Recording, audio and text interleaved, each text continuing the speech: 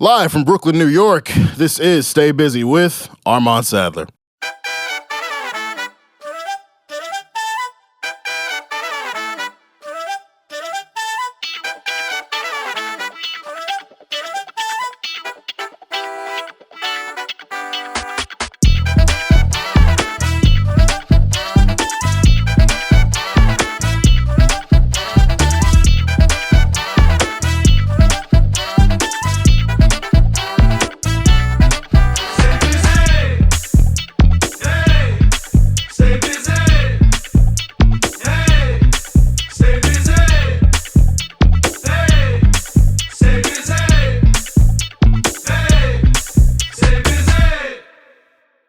Ladies and gentlemen, welcome to another edition of Stay Busy with Armon Sadler, where we have responsible discussions on the music business and the music culture. It is February, it is Black History Month, and you know that means that it is Busy Black Businesses Month, our third iteration of this celebration of all of these incredible creators, business people, melanated, elevated creators that we love to highlight. So I'm very excited for the conversation that we're going to have today with a special guest. But of course, first, it's your boy Armon Sadler, vegan chorizo poppy, founder of Bald Nigga Ballers. Many different monikers. Honestly, I'm really tired, but I'm here to put up the podcast flu game. And yeah, so that's what we're doing right now. Make sure that you subscribe to the YouTube channel and all audio platforms for visual episodes, YouTube shorts, past busy sessions, all that good stuff. Leave a review, a like, a comment, engage with us on social media, share with your friends, all that good stuff. Our Patreon, the podcast OnlyFans. Make sure you click the link in our bio to stay tapped in with exclusive Busy Boy content. I don't have feet pics there, but I do have some cool stories to tell. So you can hit patreon.com/staybusypod. Of course, shout out to our executive producer in the building, Nick Early, working at a high level as only he does. Kieran Hurley, our VP of everything, the man you cannot see, but you can feel. Shavonda Shields, our VP of engagement, who has been really expanding and doing a lot more for us. So shout out to you, Siobhan. Thank you for everything that you do. And Aaliyah Simone, our VP of Data and Analytics. I want to give a big shout out to Encore Podcast for having me on their show. The episode came out last week. Been getting really good reception on social media. It was really cool to go really deep into my journalism career. They did their research, asked very insightful questions. So I hope it was a resource to artists as well on how to approach writers and just learn like what we're looking for. And of course, shout out to Nigeria Ely, co-founder and creative director of Tier, for coming through last episode. I had an amazing conversation with him. I was really blown away by how humble he is. So I really enjoyed that. And I hope you all did too. And if you have not heard it yet, you should go back and listen to that episode with Nigeria. And now for the main event, to introduce our guest, closing off Busy Black Business Month in a very, very big way. Black is beautiful, and this talented creator captures our beauty like no other. She doubles as an elite photographer and the president of Ghetto University, her current campaign that's been blessing my Instagram timeline on a daily basis. Her art captures the message, a little creativity mixed with a little ghetto, and is a constant reminder that we and she are young, gifted, and black. Her work has been featured by Snipes USA, Fujifilm, Rangefinder, and Essence Magazine. She continues to level up, and I admire the vision that she creates both in front of and behind the lens. Welcoming to the Busyverse, Yolanda Hoskey. How you feeling, Yolanda? Hello. Welcome to the show.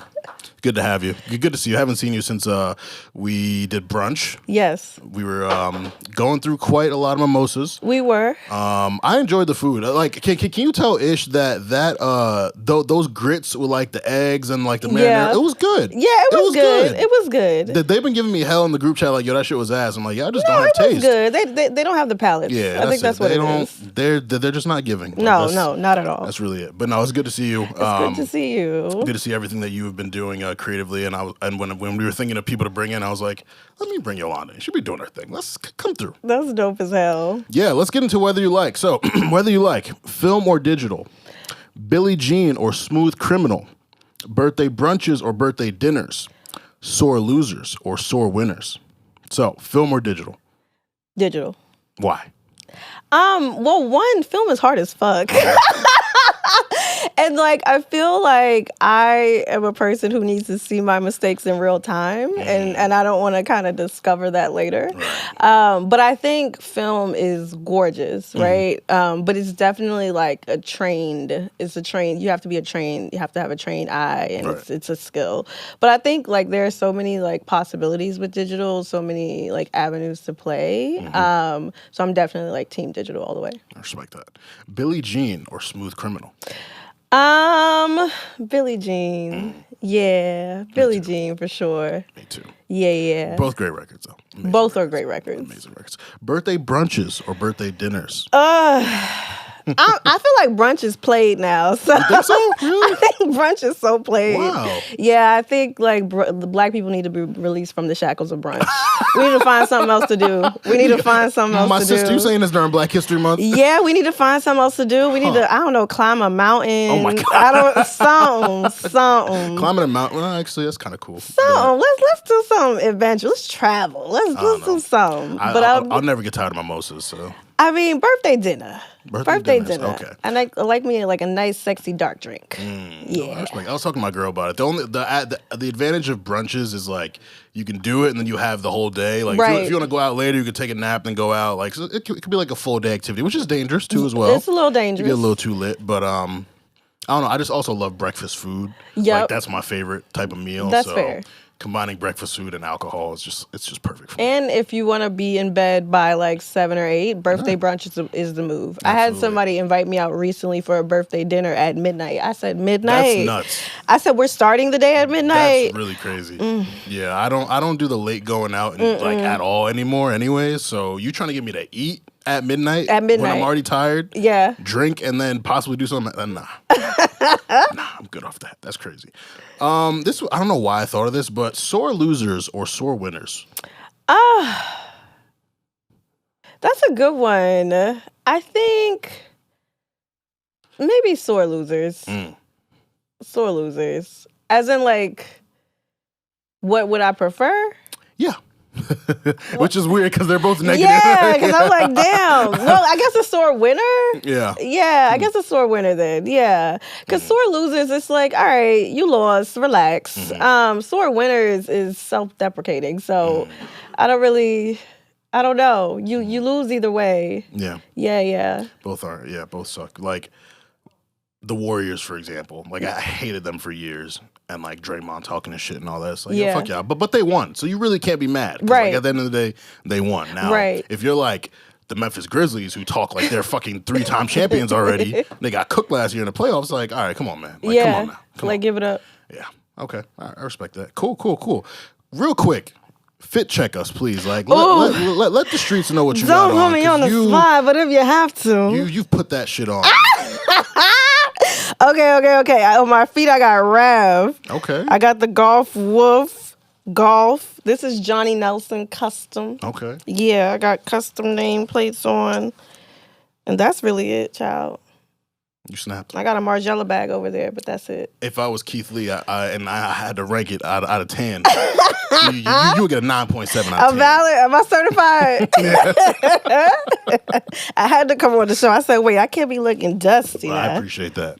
And shout out to the black businesses. I'm wearing a Sandir Kwani. Shout out to you, bro. Thank you for this hoodie. It is comfortable and it is come in use. So shout out to all the black people out here doing their thing in fashion and style. But let's jump into this chat. So Billboard and Vibe put out a top 50 rappers list, and it has caused a lot of anger, commotion and anger. I've been getting messages nonstop. People like, yo, Armon, what's good with this list, blah, blah, blah. I don't give a fuck, man. Like, I really don't. We are a group of people who come together. We vote. Like, it's a very democratic process. We don't expect y'all to be happy with it. Y'all always got shit to say. You want your little underground favorite rapper or this person or that person to be on the list. Cool, I get it. Right? You can make your own list. I don't give a fuck. But these discussions happen very often. I was shout out to Injera Perkins from Pop Sugar. She called me this week and had me contribute some thoughts to her article, and she also shouted out Stay Busy, so thank you for that. And she was wondering, like, why are we so insistent on having these greatest rapper of all time discussions, and the regionalism that plays into it, and the lack of women that are included on these lists. So, like, for you, like, what do you think is the reason like people care so much about these lists that other people make ranking rappers?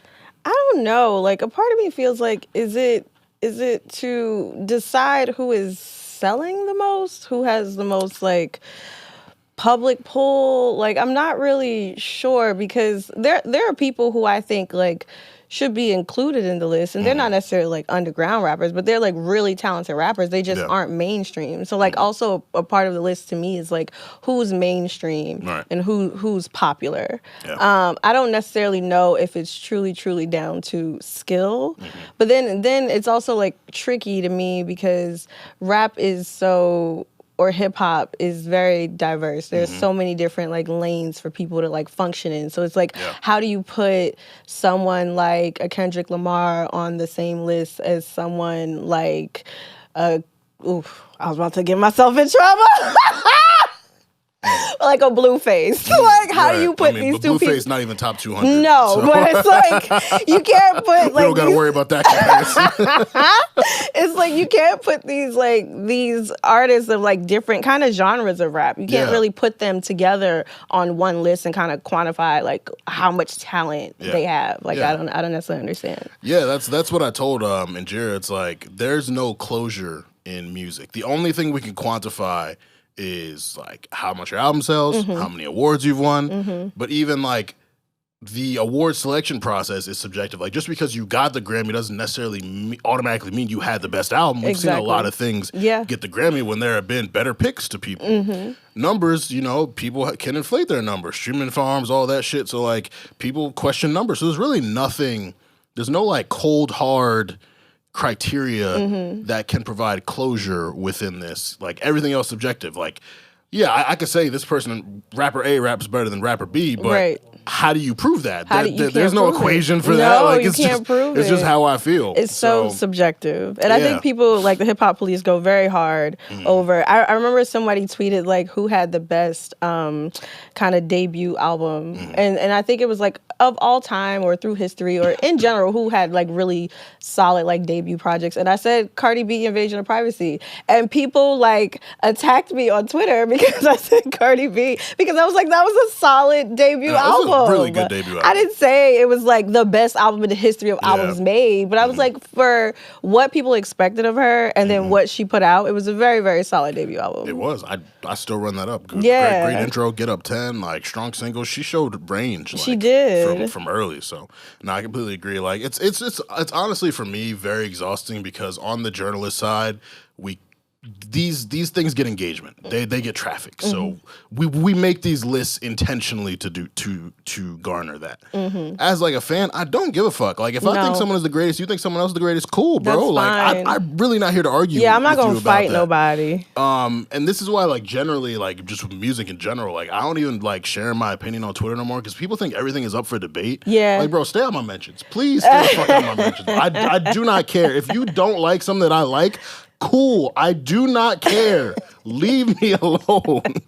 But with these things, it's like people treat everything in extremes. Everything has to be a superlative. If someone likes an album, they don't just say, "Oh, this was hard." It's a classic. Yeah, and that generates argument. It's like, no, that shit was trash. Blah blah blah. All that. So it's just a very exhaustive thing.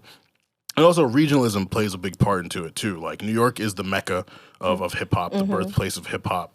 And so, like, people who grew up on that real hip hop try to like disenfranchise rappers from Atlanta who are great. Like, Thug and Future is better than a lot of y'all faves, a lot of y'all goats. I'm sorry. You might not like hearing it, but Thug and Future is better than a lot of y'all, the niggas that y'all hail. But you can't say that on a list. You can't put that on a list. Niggas, it's a disgrace to hip hop, mumble rap, all that bullshit. Blah, blah. Fuck out of here, bro. Like, so I think regionalism plays a huge part in it. But yeah, it's just honestly just very annoying. But at Mouse Jones said in the article, he was like, people love to watch like car crashes. Like you know how you're driving on the highway, you see a car crash, people stop and look at it. Like it's similar with these lists. Like, people like to see someone get packed up in their quotes when they put out a hot take or something. Yeah. So that's why these will always happen, because like they do what they're intended to do. They start conversation. They get mad. Rappers. Ice Cube was like, "Fuck that Billboard vibe list." Yeah. Bow Wow said something like a bunch of niggas who. Which it's like it doesn't discredit like your contribution to music. At all. It's a subjective list. That really don't mean it don't mean it doesn't nothing. Do anything. Like, it doesn't. I mean, I guess if you're like really into what public opinion is, which I mean, I guess in the entertainment industry you kind of have to be, but like it's not. Do you get less checks because you're not on that list? Right. Like, are you not getting booked because you're not on that list? Exactly. It's just an opinion. Yeah. So very annoying process, but they'll always happen because they get people talking. Like they will always be a thing, and I guess that's just a necessary evil that we have to accept. Yeah, they're fun though. They are. They're very fun. They are. I love to see people upset on the internet over rap. People being so like emotionally invested in shit. People be crying and sliding down walls over these lists. Like it's a crime if someone has a different opinion than you. Yes, it's absolutely. Crazy. Absolutely. Like niggas will dead offer you hands over social media if you don't have Jay-Z in a certain spot. Like, bro, it is not. Please go touch some grass. Go hug outside. a tree. Taste that air. It tastes good. Don't it? I gotta ask you: Are you a part of the Munch Militia? So I do not participate in that group. Okay. However, I fuck with Ice. Good. I fuck with Ice. I think she's cute. I think the songs are catchy. I think she has a lane. And she's excelling in her lane. Yeah. I think that's fine. I feel like the Ice Spice hate is because people are like, you're not a real rapper. You're not a real rapper. But it's like, there are so many different avenues of rap. Like, she's not trying to be on anybody's GOAT list. Yeah. She's not trying to be the greatest of all time. Yeah. I honestly think she's trying to get her money, look cute. That's it. I'm going to let her get her money and look cute. Yeah. We didn't get to review the EP on the pod, but I really liked it. I like fucked Princess with it. Diana, Gangsta Boo, a little TJ. Yeah. The singles are good. People were complaining like, oh, we've heard half of this already.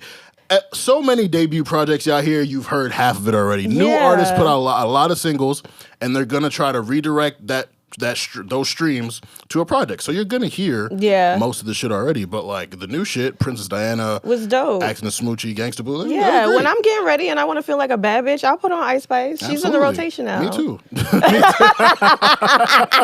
Like damn, he in his mood. Like damn, he in his mood.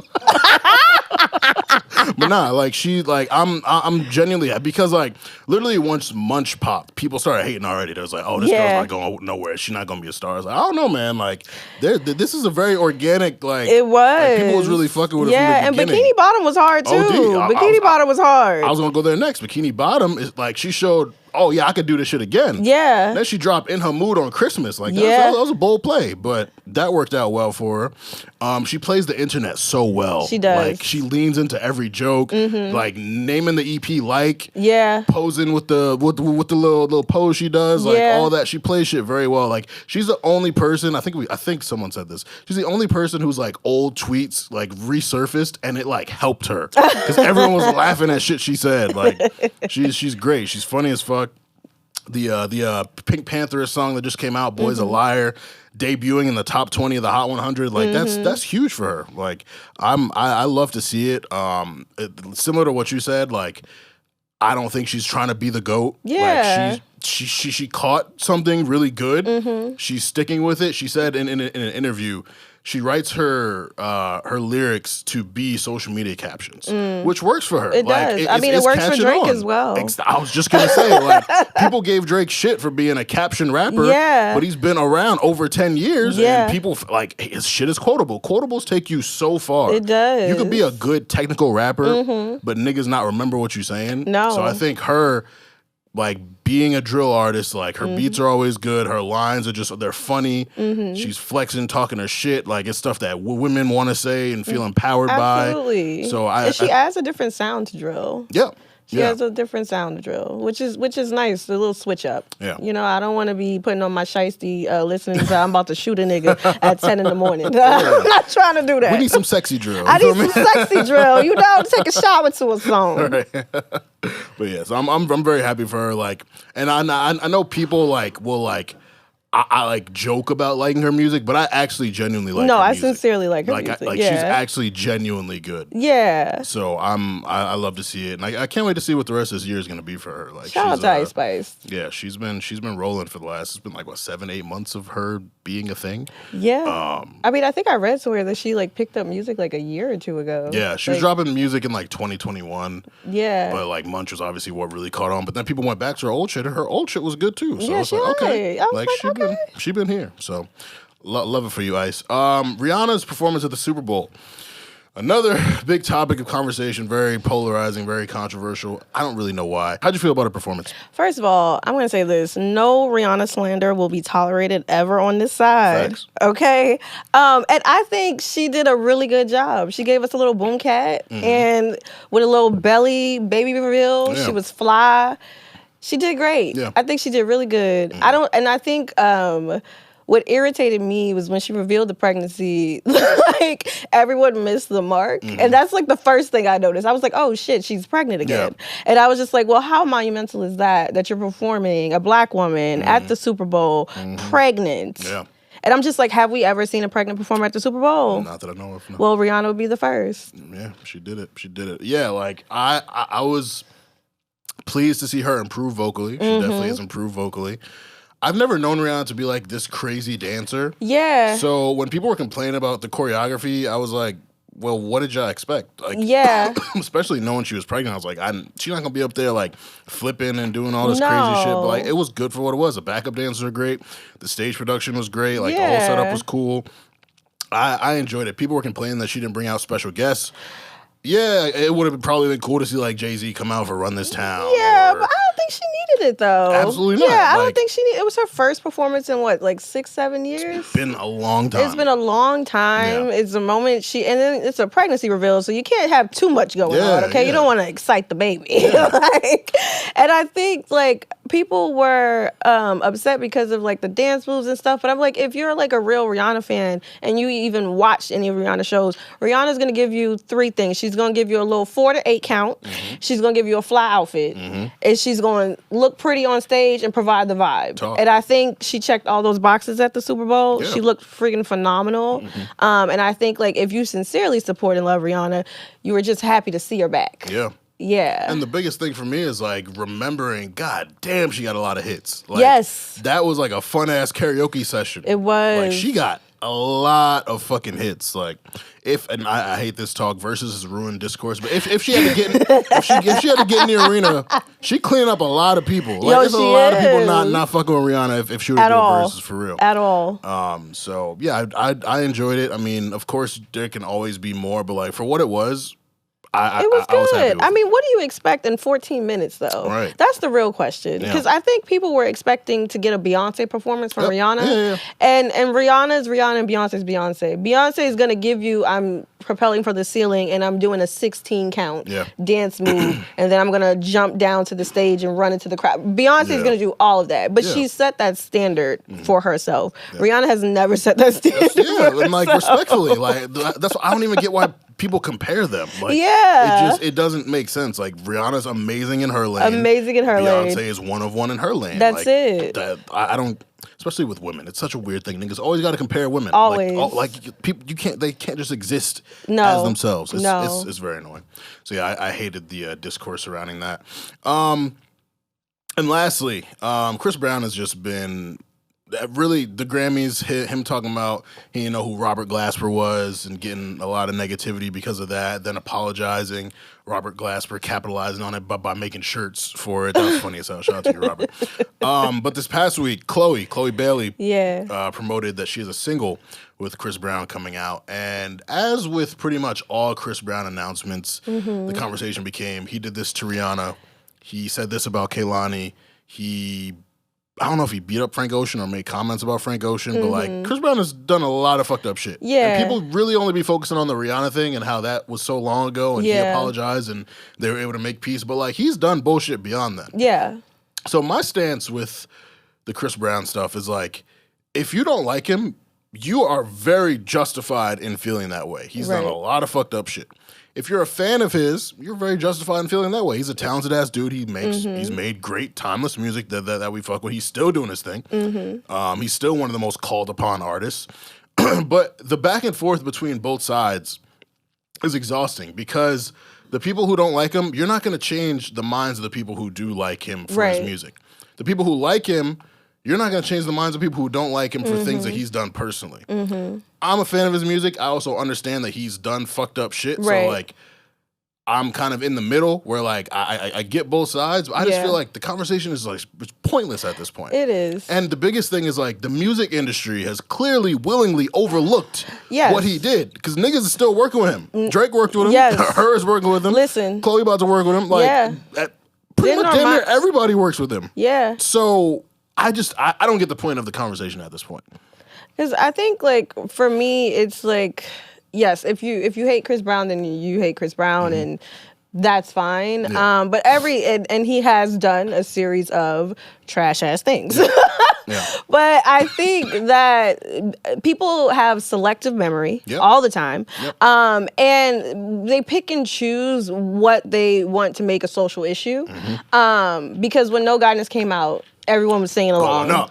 Everybody was singing along. when was it Westside, the Normani song, when he was in the video? Take me for a ride. Yeah. He was in the video. Yeah, Westside. When Westside came out, he was all in the video. They dancing. Everybody going crazy over the dancing moves. Nobody said, Normani, why are you dancing with him in the video? I saw some people say that. I didn't see many. Some people say that. You saw some people say that? Yeah, I did. That's all right. That's but at the end of the day, like, niggas fuck with the music. So they do. Yeah. They're gonna overlook it. They're gonna absolutely like overlook it, and I just think that there are people out here who, if you're gonna have a stance on something, you can have a stance on something, but like it's not gonna. In the case of Chris Brown, it's not going to stop him from making music. Yeah. And I do think Chris Brown is talented. I also do think both things can exist. I think he's talented, and I think that he's exhibited trash behavior. Yeah. I'm not going to go into an uproar every time he works with a woman artist because of a situation or actions that he did in the past that he seemingly atoned for. Yeah. You know, I mean, because I have this conversation with my friends a lot, like, at what point when someone apologizes and then to a certain degree changes their behavior, do you forgive them? Right. And it's like, I'm not asking people to forgive Chris Brown, but it's like, it's been how many years? And I love Rihanna, but it seems like she's made her peace. Yeah. And I mean, he's made his peace, and we keep dragging him down specifically the Rihanna train. Yeah. And I think that argument is tired and played, not discounting domestic violence, right? Because I think that is a very serious issue. Yeah. But at some point, it's like people are selective and they're going to pick and choose. Like the same people who are dragging Chris Brown because of the song he did with Chloe are the same people who are listening to Future and Brent Faiyaz and Kodak Black. Not wrong. And all the men who make somewhat misogynistic music. You're still supporting these people, but for some reason, I think people just don't like Chris Brown right now. They're not fucking with Chris Brown right now. Someone made a point that, like, if Rihanna wasn't one of the biggest pop stars, would people care about what Chris Brown did? Now, that is a good question, because there have been other situations where he's been accused of putting his hands on a woman, and those things are not as talked about as the situation with him and Rihanna. Yeah, bro, I remember it was like fall 2016. I was in college. He was like arrested for something, made bail, and then dropped a fire song, and everyone was hyped for the song. Yeah. Like, completely ignored the fact he was arrested for something. It's just like, at the end of the day, he's continued to make good enough music to where, like, a section of the community will always fuck with him and will overlook whatever he does. And I mean, that goes for a lot of artists. Right. As long as you make good music, niggas will not cancel you. Like, that's just what is. R. Kelly really got to a point where it was like, nah, we can't ignore this shit anymore. We had to pack R. Kelly up. And for some people, Tory Lanez is another example. Like, he dropped all those albums. That's such a sad story, because I can't fuck with Tory no more. Yeah, I don't. I can't fuck with Tory no more. Yeah, I used to love him. I was a fan too. I loved Tory Lanez. Yeah. And then he made himself corny by doing corny shit. Yeah. And I was just like, once I see you and I think that's really what decides it for me. Like, once I see you as a corny nigga, as like an artist, I can't uncorn you. Yeah. And then I really can't listen to your music the same. Yeah. Yeah. And so I just feel like at this point, like, trying to make people like. I stopped listening to Tory in 2020, for example. Like right when the news came out, I was like, I don't feel right supporting this until he's found guilty or not guilty. For everyone else is like, oh, I'm still listening. I still rock with him. Tory's nice, great, and I just let people do that. Like, that's what I think we need to do as a music community at this point. Is stop trying to force other people to feel how you feel. Like, just if the niggas want to listen, if their moral compass is different from yours, let it be. It don't really affect me. If you still want to listen to Tory R. Kelly, like I don't care. Yeah. And so I think with this Chris Brown thing, especially, like, because it gets to a disingenuous point where like the people who don't like him will be like, yo, he's not even that talented. And it's like no, he is talented. You're lying. Yeah. Like, come on. He is talented. Like, two things can exist. He could be a shitty person and be a nice talented. as fuck at what he does. Yeah, that is true. That's just what it is. So like, that's what I hate the most is like when people get really disingenuous with the discourse. So I'm not defending Chris Brown. No. I'm not condoning anything that he's done. But I just think like, why y'all care so much about somebody else's opinion? Like, well, why y'all want to change other people's minds so much? Like, just let the shit go. And then what are you doing outside of social media? Yeah. What are you doing? Like, if you truly care about the issue and the topic, like, what else are you doing for the cause other than going on Twitter and ranting and saying that he's trash? It's a lot of timeline activists. It's like, but what, do you care beyond the 15 minutes that you're on Instagram looking? Like, do you actually care? I think that's my real problem with, like, all these things. Like, a lot of these people don't actually care. At all. They care on social media and then they'll go on with their day. Yeah.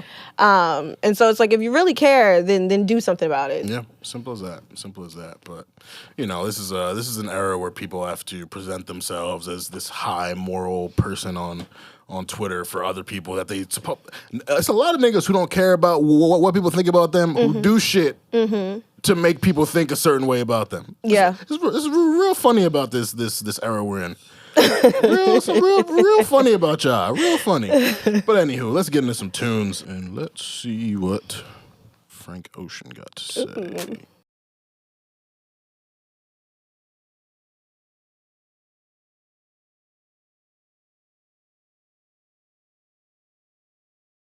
Yolanda, what you bring for us to play today? Westside Boogie. Yes, LOLSMH 2. Great track. Let's jump into it.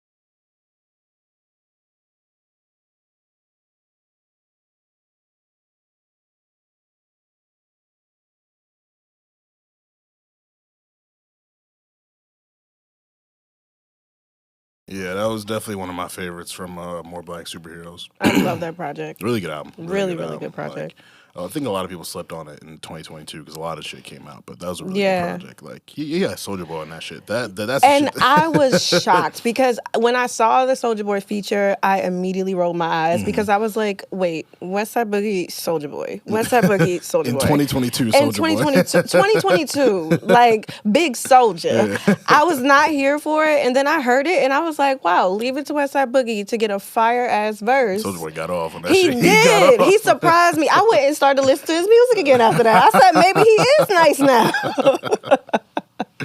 But yeah, really, really proud. I've been fucking with Boogie since like 2019 when he dropped Everything's for Sale. I really like that project. Love that project. And yeah, just been sticking with him ever since. So he's dope. He's dope. So thank you for bringing that. My track for today. Oh, and that is produced by Wildfire. My track I got Now by Miguel, produced by Miguel and Happy Perez.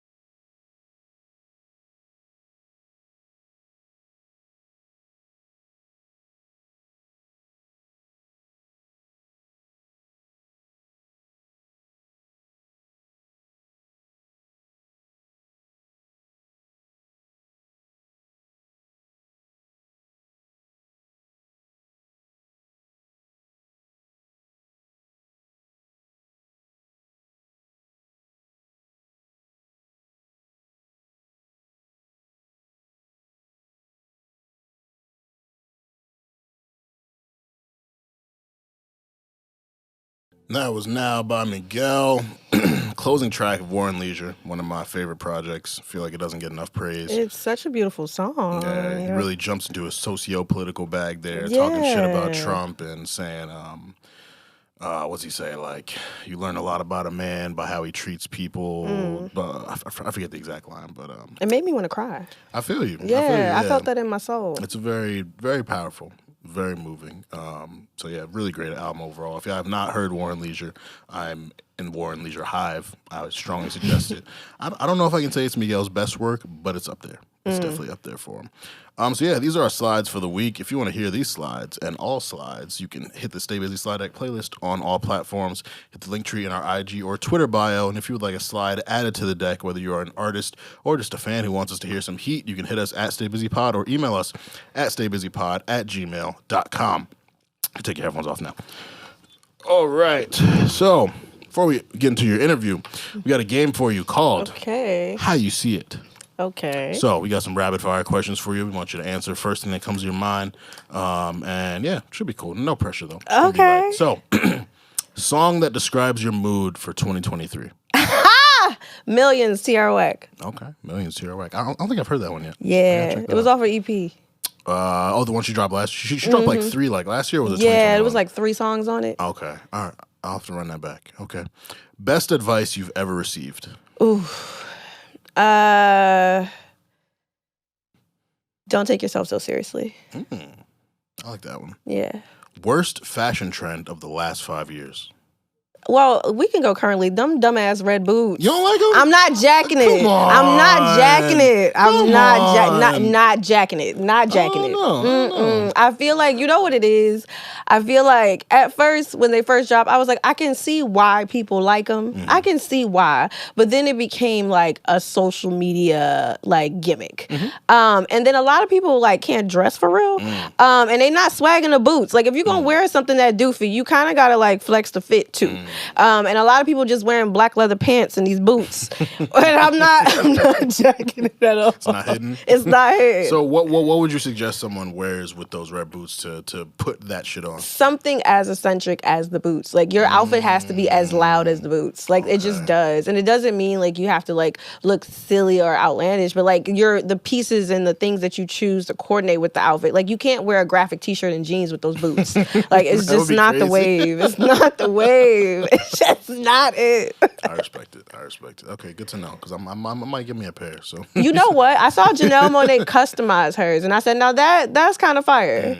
Yeah, she had somebody paint them baby blue, and she put clouds on them. And I was like, "See, now if we start customizing the boots, we might be talking about something." They are very well marketed. I'll say that. Like, I see them every day, multiple times a day. Yes. Like, this wrestler, I watch wrestling. I'm a huge wrestling fan. This wrestler had them on. I think I saw that. Last Monday. So he had leather pants on, right? Yep. Yeah. Leather pants, like a black puffy coat. It was kind of hard. I'm like, he put that shit on to me. Okay. But, you know who I like? There's this fashion influencer named Wisdom.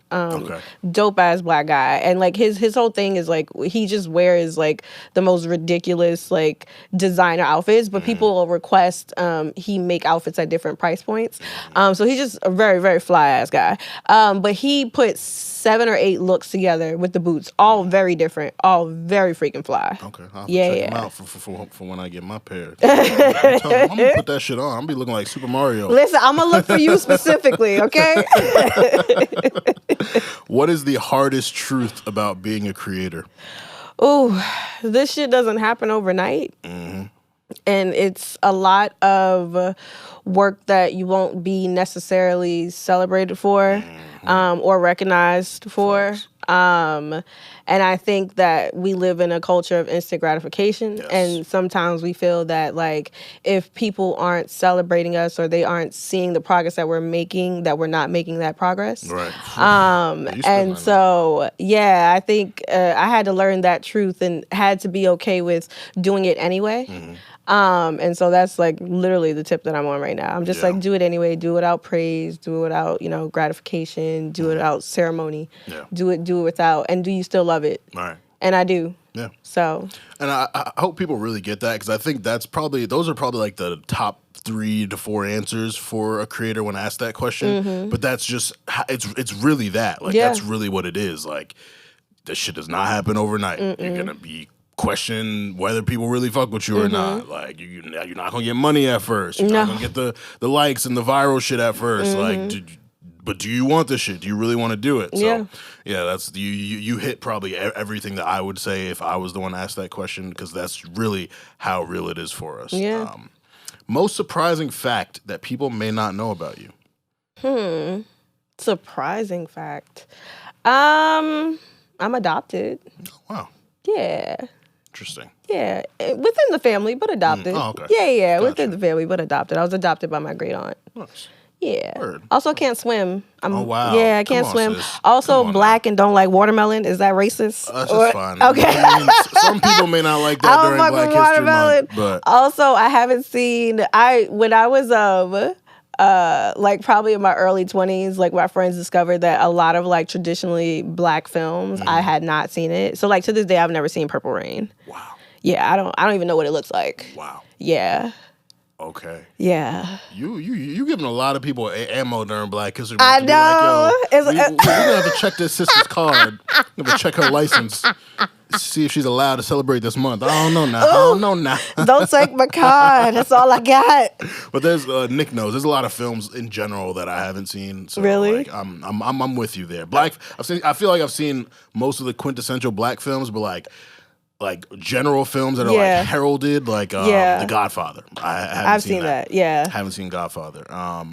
Other shit that I can't think of. What's your quintessential like 5 black films?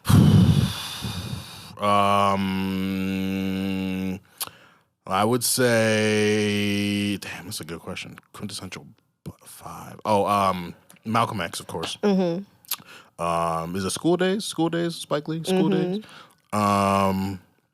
They made like a more modern rendition of A Raisin in the Sun. But, so I would go with any version of A Raisin in the Sun. I get 2 more. Friday. I'm gonna say Friday. Friday is a good choice. Yep. Niggas might cook me for these answers, to be honest. These are my answers. Because I was like, I didn't hear so many different ones. Yeah, I know. And I haven't seen a lot. Damn. I want to say the Jackson 5 movie. Damn, we skipped so many movies. We did. To get where you got. We did. Okay. That's fair. These are my 5. Again, I don't give a fuck. Okay. If you disagree, I don't care. I do not care. I'll probably have to like revisit that. You put me on the spot. This is my interview. It's not yours. Top 5 best dressed musicians. That's Amine. Okay. Yeah, he put that shit on. He Easy. This is a good one. Best dressed musicians. T.R. Wack. Okay. She put that shit. I'm thinking streetwear. I'm trying to think. Let me think overall. Let me see. I feel like Cardi be putting that shit on. She does. Cardi be putting that shit on. She does. And it's musicians. Yeah. Okay. Tyler, the Creator. Fly guy. Yeah, fly as hell. I want to do one more woman because, I'm here for my sisters. Doja Cat. Okay. Doja Cat's season now. Yeah. Yeah. She got a very eccentric look, but she be flexing. She's in a good season right now. I like that. Yeah. I like that. Finish this sentence. Yolanda is black. There we go. Just in case it was revoked before. Yeah. She had to remind you. It wasn't looking good before. I took it back. I took back my power. It wasn't looking good.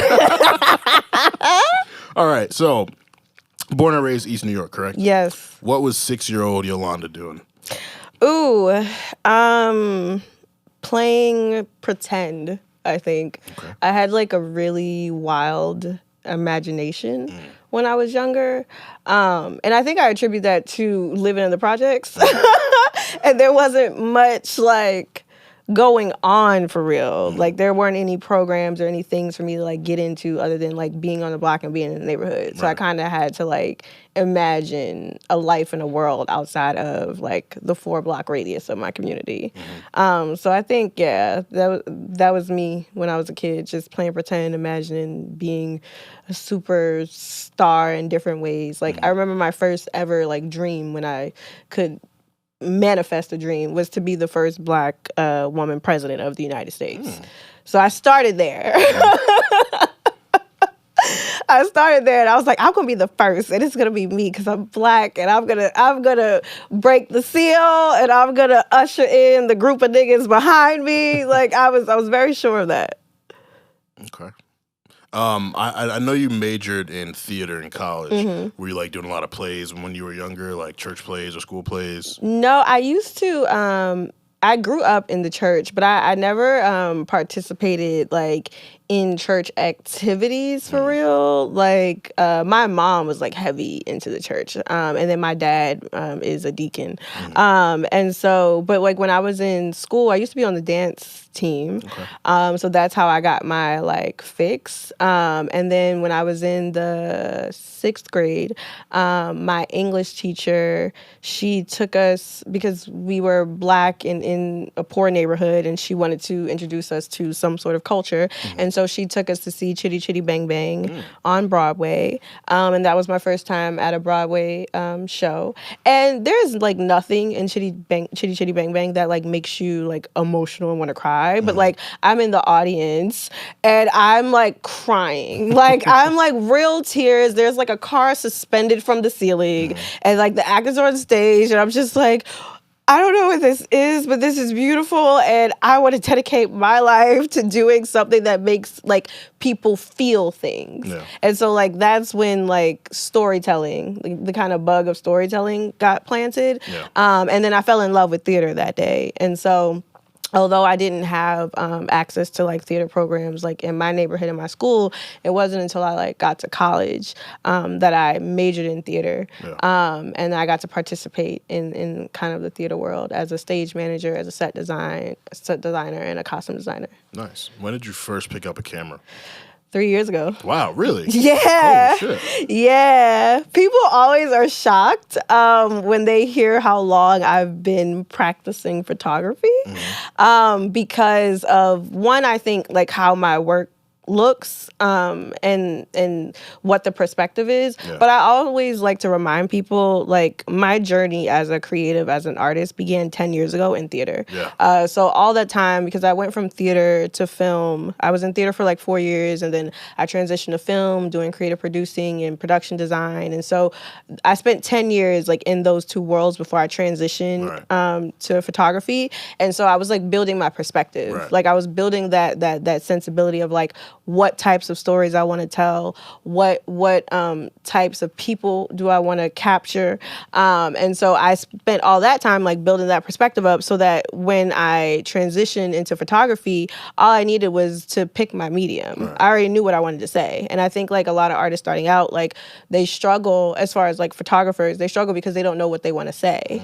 I already knew what I wanted to say when I started. Right. So I just needed the tool of the camera to kind of communicate that message. Yeah, I really like the reclamation of the word ghetto because we grow up Yes. and it's used negatively. Like you hear ghetto, you think of the hood, you think of niggas on the street, you think of violence, you think of robbery, all that. And like as you grow up, you realize like, damn, like the media condition us to think this way about our people. Yeah. The shit that they show, and like sometimes I even feel guilty. I'm like, damn, like I thought negatively of like my people when like sometimes they just have bad circumstances. Like some of them don't choose that, and so like I love the kind of perspective that you provide on the word ghetto. Like, yeah, we ghetto, but like we also are amazing fucking people. Yeah. When did you kind of come up with that concept? Well, I think being a person who like grew up in the projects and having had experienced at various points in my life being kind of profiled or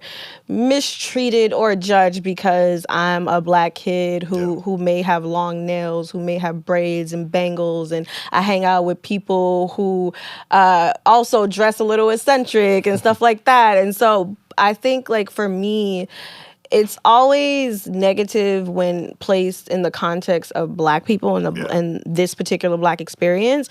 And it's chic and it's high fashion when it's taken out of that context and put on other people. So in my head, I'm just like, if we can change our understanding of what this means when it's taken out of the context of Black people, that means the problem is not with the word and the aesthetic, it's with the people. And that's where I take issue. And so like a part of like the work that I do and what I'm trying to do with my work is kind of change the narrative of what it means to be and identify as ghetto. Because I think like the idea of ghetto is not only a place, it's a culture. And it's beyond the idea of being an aesthetic. Like it's really a community and a culture and it's just a way of living. And I think I have a lot of empathy for people who come from these environments, being a person who came from this environment, because I understand that you are in some degree just a victim of your circumstance, and you're just surviving your environment. And so you may make choices based on the environment and the options put in front of you.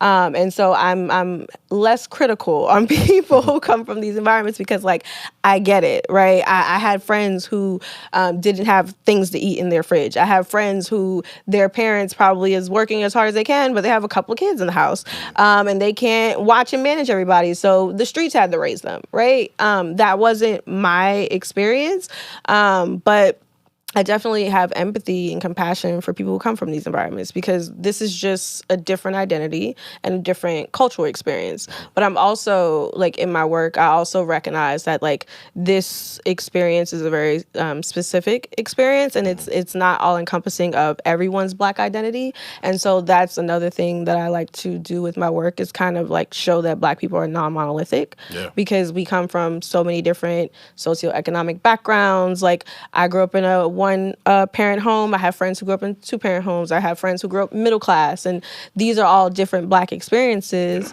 And I want to like tell all of those stories with a specific passion point for ghetto communities and stuff like that. Yeah, no, it's a great transition into. I saw it through social media. I used to work Saturdays, so I was mad I couldn't come to the gallery you did, but like the Fujifilm gallery, like thank Nelsie you. the model, Ish model, a couple other people. And I was like, yo, this is really fucking dope. So like, talk about how that came together and like your vision for that and the execution and literally like seeing your work on like physically, like people being able to walk by. And see it. So that was such like a surreal experience for me because I came up with the idea for the project was called Trendsetters, and I came up with the idea for that project 2 years prior to it actually manifesting into a real thing. Wow. And I remember sitting in my living room talking to my best friend Jasmine, and I'm going to shout out my best friend Jasmine. Shout out Jazz. I remember sitting in my living room and I was just like, I have this idea to write a visual love letter to my community, which is the Black community, which is the ghetto community. And I was just like, it's a big vision, and I'm going to convince a brand to sponsor this. And I said that 2 years prior to it actually happening. And I literally like tried to do crowdfunding, and I had the idea like all in one. It was supposed to be like a multi-city project, and I was gonna visit, and it's still an ongoing project. So, you know, I'm not gonna count it out, but I was gonna visit like multiple cities and kind of capture the ghetto communities in each of those cities, because like the ghetto community or the culture in New York is different from Atlanta, is different from Houston, is different from New Orleans, is different from Memphis. So I wanted to, or even LA. So I wanted to like go to these different communities, kind of capture the essence of these communities. And I love fashion. And I think like fashion and Black people's like connection to fashion, is very important to me. When I was thinking about like how I wanted to properly display this, I started to think about the idea of like a Sunday's best, and like why Black people have this almost like excessive need to present well. And I thought about it, and I was just like, well, Sunday's best was every Sunday when slave masters took their slaves to church, they had to give them one good outfit to be proved as good Christians. And so I think over time, Black people have kind of like adapted that idea of like Sunday's best and like looking your best. And also like in a culture where everything is predefined and determined for us, like our style and how we present is like one of the few things that we have like autonomy over. And I think like in poor communities, when you have theoretically nothing around you, the only thing you can really control is how you present.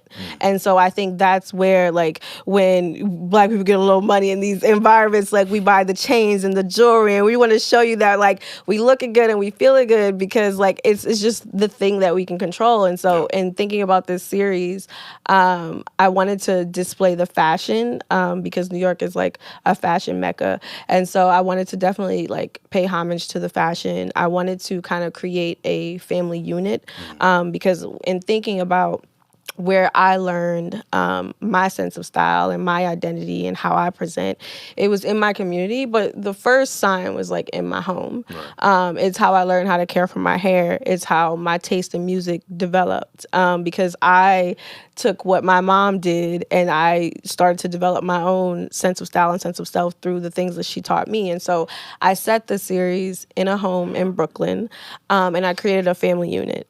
And I wanted to have a matriarch, a patriarch, children. And then my mom passed away a few years ago. I also brought her urn to the shoot, and I had her a part of it. And we kind of just went through different scenes of each of these like family members embodying like a different theme. And so like I had Ish in I think it was like a 16-foot do-rag. That's crazy. Yeah, like he had to stand at the top of the stairs of the house, and we just draped the do-rag like all the way down the stairs. And I was like, that's fire. And then I wanted to pay like homage to like the idea of like Sunday's best and like church and Black people's connection to religion. And so I had the hairstylist, her name is Christina, create a church hat out of braiding hair. I wanted to pay homage to long acrylic nails, because Black women are often demonized when they have like these long exaggerated nails, which is trending in fashion now, but like in the context of Black women, it's unprofessional and it's ghetto. And so I wanted to pay homage to that. And so I created had a very talented nail tech create these 3-inch, I think they were like 3 to 4 inch long, exaggerated nails that I think was dope. And then we kind of just like went through the themes in the house, and it was just me telling the ghetto community that I grew up with that like I love you, I respect you, I appreciate you, and through this I hope you feel seen. I love that. I love the explanation, and it came through. You definitely executed. How did you connect with Fujifilm to bring it to life? I originally started to connect with Fujifilm because, funny enough, my first ever camera when I started photography was a Fujifilm X-T3. And so that's the camera that I saved my money for. I went and I bought it and I was like, yes, this is the camera I'm going to use.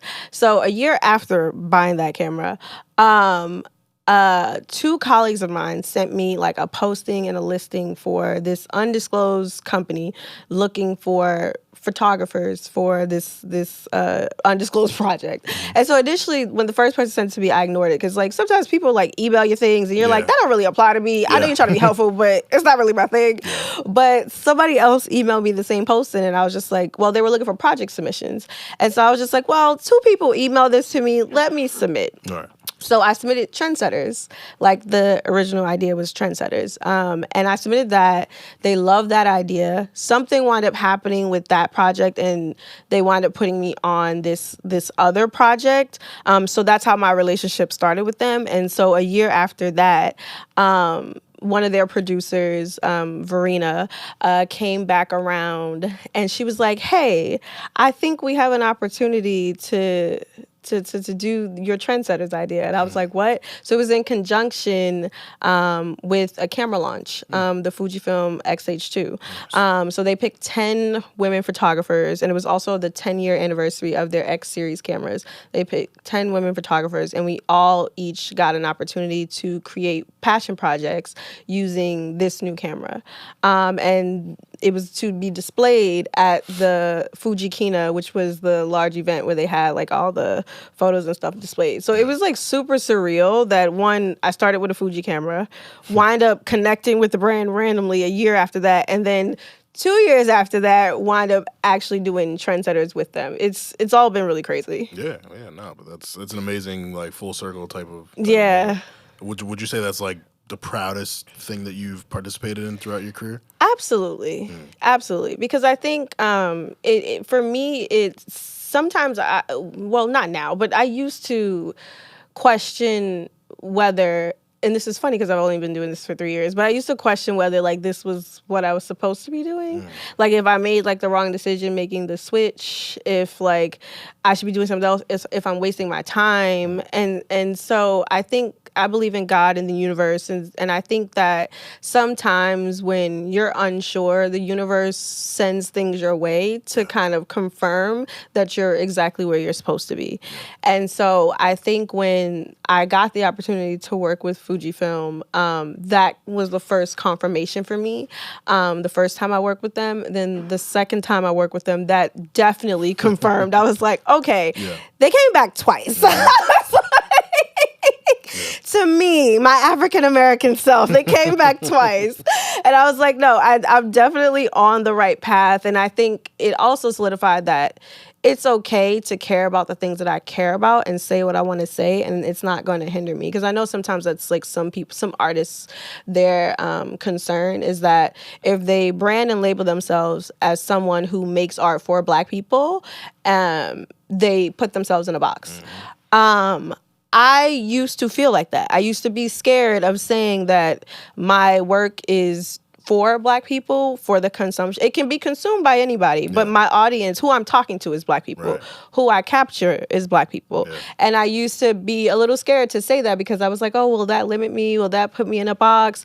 And at this point, I'm just like, I don't think so, because that's where my passion lies. You know, I mean, I'm passionate about Black culture. I'm passionate about Black people. I think that there are so many topics and things to discuss within the Black community that can be illustrated through photography. And so I'm happy where I'm at. Yeah, I'm completely happy where I'm at. It sucks that like we have to question whether it's okay to be intentional about our shit being meant for a Black audience. Like that we feel like we're putting ourselves in a box, shit like that. Like at the end of the day, all these people love consuming Black culture anyway. So like, it just sucks that that's even a thought, like a hindrance to how people, you know, promote themselves. Yeah, because you think it's going to stop you from an opportunity. But I also want to be called for opportunities where my passion lies. Yeah. And so I think for me, that's where my priorities are. And I think it's okay to say that, like, Black people are my priority in my work. That doesn't mean, like, I'll say no to everything, but I will lead with Black people are my priority. Yeah. What's the most annoying thing that you get asked as a photographer? To bring my camera?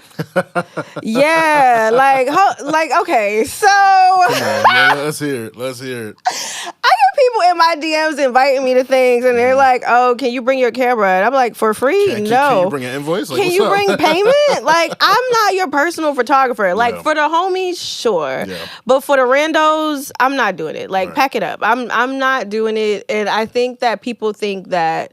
And then also, I don't do baby showers. I don't do birthday shoots. Like, I don't do any of that because I think that also the misconception is that because you own a camera, you do all forms of photography. Yeah. And I'm just like, no, I do a specific lane of photography. And it doesn't mean that I can't do those things, but it's like not what I lean into and not what I desire to do. And so, like, even my dad, like, he's so cute. He doesn't really understand fully what I do. And he's like, so do you take pictures for the TV? And I'm like, no, Dad, I don't take pictures for the TV. And he's like, well, can you shoot our picnic? And I was like, I mean, I can. But it's like not really what I do. He's like, well, what do you do? And I'm just like, I do portraits. It's fashion photography, editorial, photojournalism. That's my lane. And I'll get hit up of people asking me to, one, bring my camera to random places for free. And then I'll get asked to do like baby photos and like all this stuff. And I'm just like, yeah, that's not my swag. That's not my vibe. I don't want to do that. Have you ever turned down like a really good bag because it wasn't part of, like, well, what you do?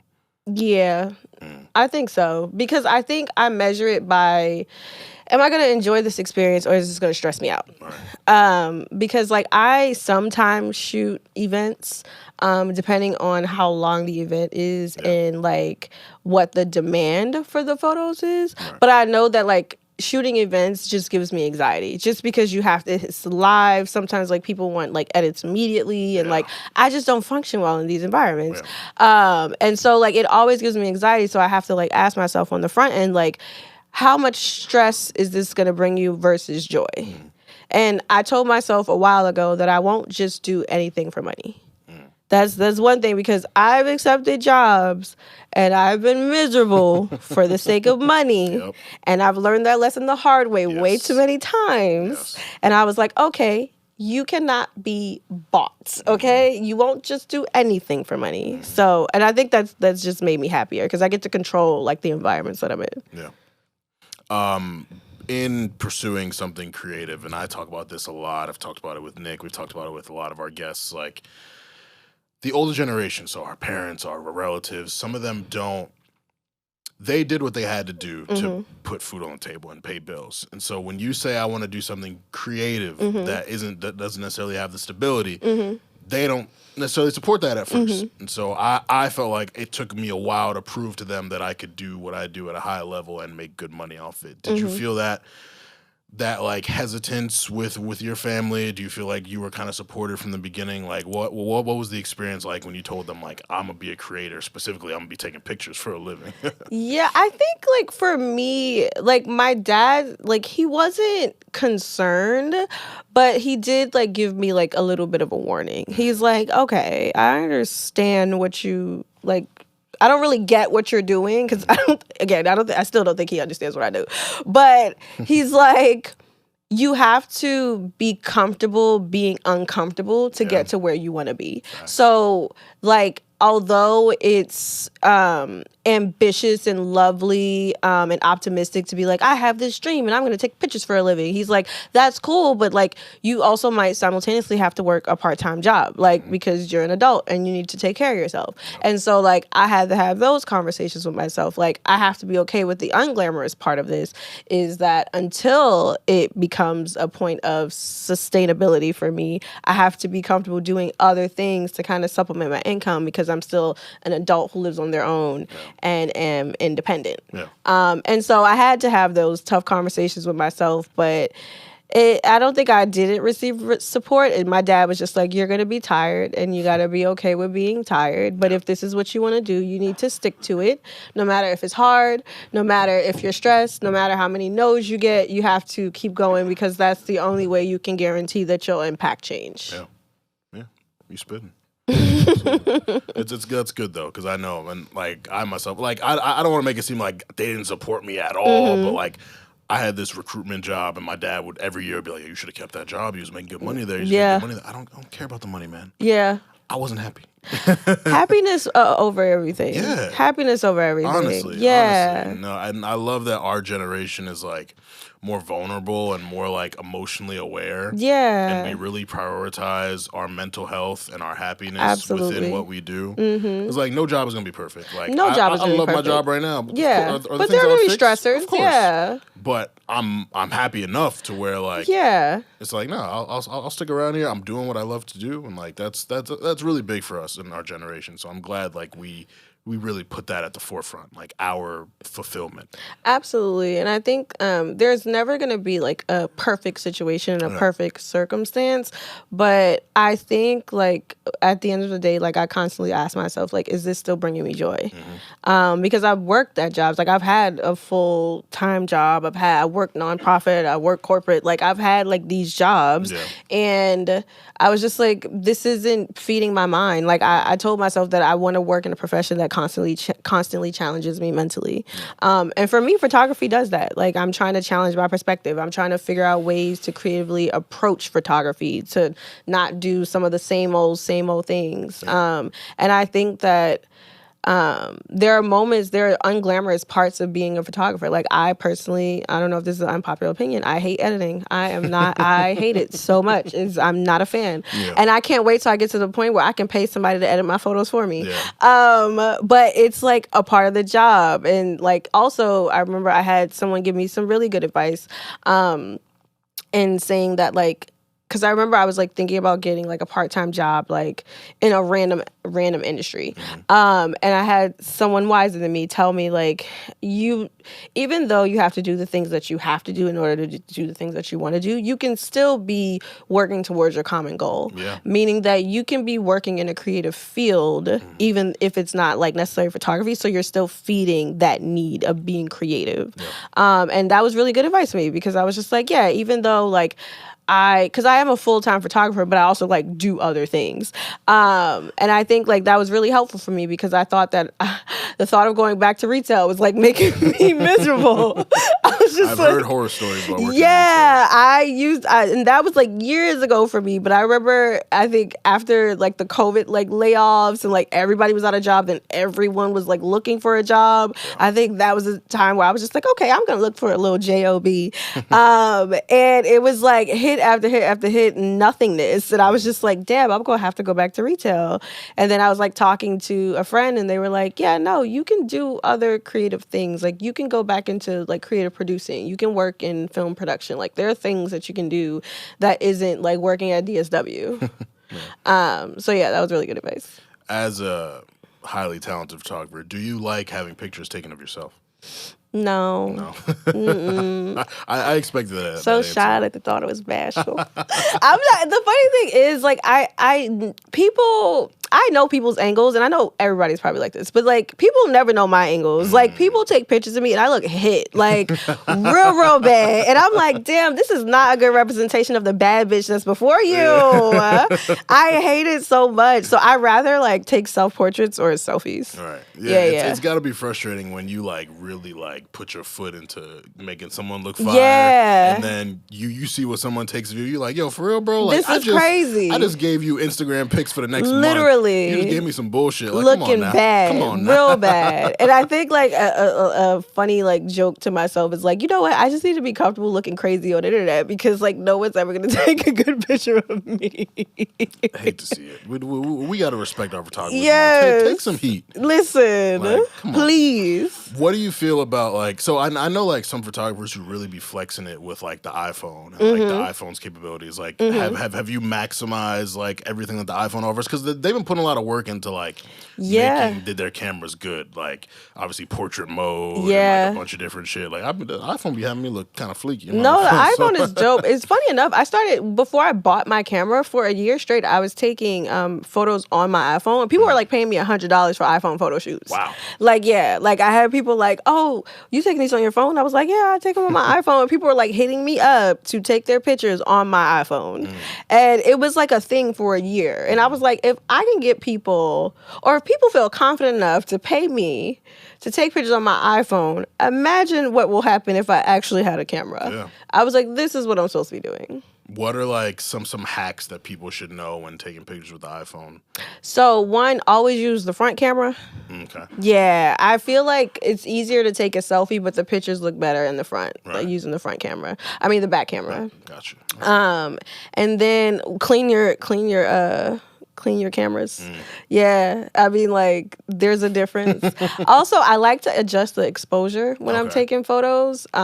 Just, like, make it a little darker. Personally, I think it's, like, more aesthetically pleasing.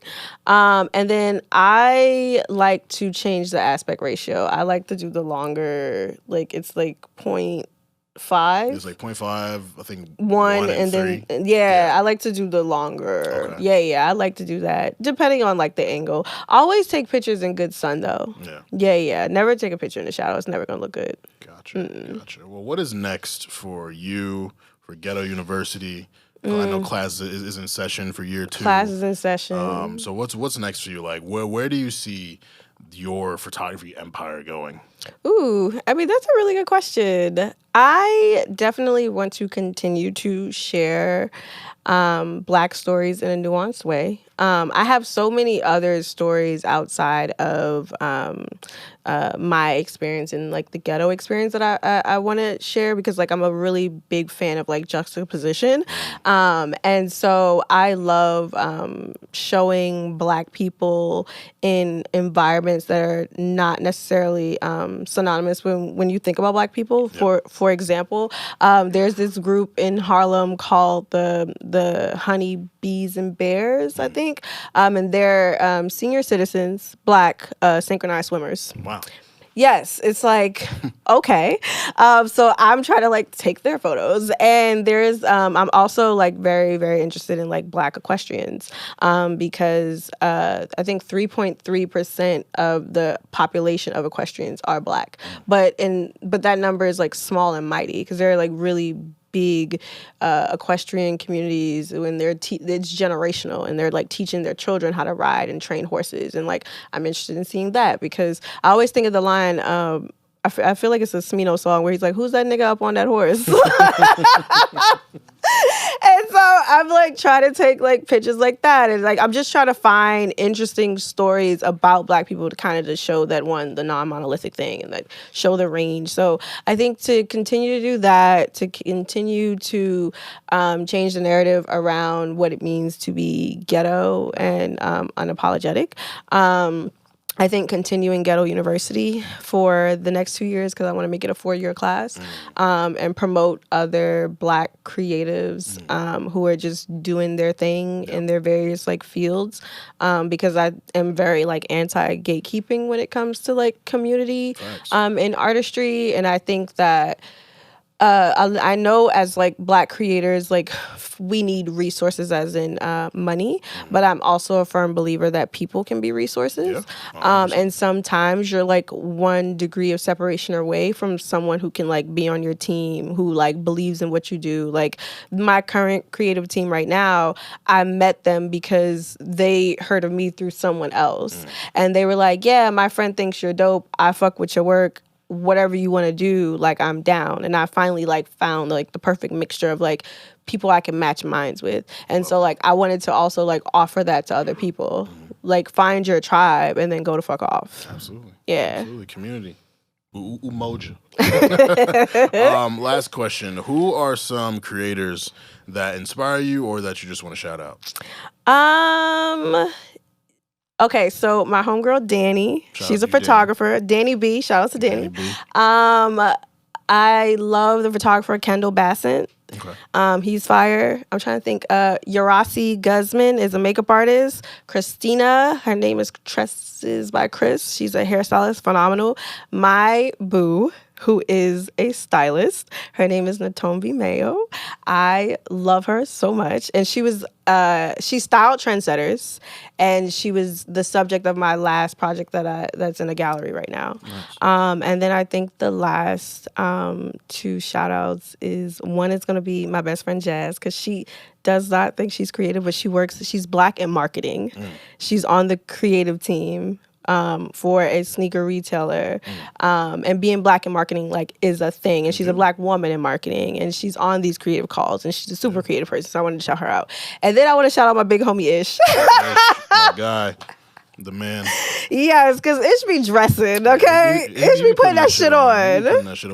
We always make fun of him for his boots. I love them boots. They're nice. He got his boots on. We don't make fun of Ish because we make fun of Ish. But the boots are nice. Honestly, it's because I couldn't pull it off. Like, the shit he be doing. Listen. He's really evolved his style so much over the years. And I love it. But he be killing it. He put that shit on. You ugly, but you fly, my brother. But just tell people where they can find you. So you can find me on Instagram and Twitter at Ghetto Yoli. Awesome. Well, thank you again for coming through. Had a great time with you. Congrats on all your success. Thank you so much. You be blessed into the timeline. It's great to see everything that you're doing. Hopefully, I can get admission into Ghetto University. Year 3. I don't know if I got to send in my. Listen, you got to pull up for year 3. I got you. Year 3. That would be awesome. Cool. I'm going back to college, y'all. I can't wait. Yes. Classes in session. Yeah, absolutely. But that's another episode of Stay Busy with Armon Sadler. Thank you again, Yolanda, for pulling up. Make sure you check out all of her work. She's doing fantastic things. And of course, most importantly, stay safe, stay humble, stay busy. Baby girl, how you feeling? I've been out in the world, staying busy, taking time, getting right if you miss me. I've been out in the world, staying busy. Mondays 9 a.m. Party with the gang. Every week, tell a friend. Busy over everything. Busy boys, gotta call now. Ain't you heard? Got the vibes. They put you on. Got the slides. I'm the size. Running dog. No, he hold it down. Baby girl, how you feeling? I've been out in the world, staying busy, taking time, getting right if you miss me. I've been out in the world, staying busy.